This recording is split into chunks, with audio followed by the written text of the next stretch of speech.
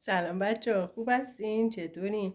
بچه ها دیروز امیرعلی رفت که تو حیاط توپ بازی کنه، بعد دید توپش پنچر اومد بالا که ترمبه برداره بره پایین توپشو باد بزنه. برگشت اومد گفت که مامان توپ من گم شده نیستش. دم چند دقیقه بعد بهش گفتم من که نمیدونم، میخواستی مواظب وسیلت باشی، خودت میدونی. بچه گرفت یه برگه، گفت که ما پس شما بنویس که هر کسی توپ منو برداشته بیاد بذاره سر جاش. حالا بریم القصه ماجرا. خلاصه اینو نوشت و گذاشت اینجا. حالا امروز یه نفر نوشته من بر نداشتم، ما هم برای اینکه بیادبی نباشه جوابشو میدیم.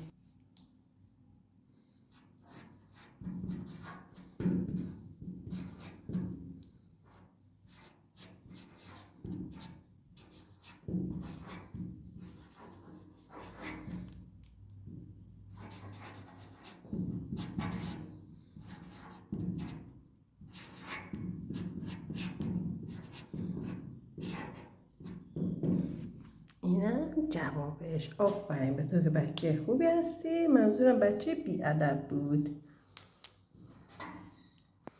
شوخی بود بین ما و همسایه‌ها، ولی خداییش توپ بچه رو گذاشتن تو حیاط، بر ندارین توی خونه آپارتمانی دیگه چی بگم من.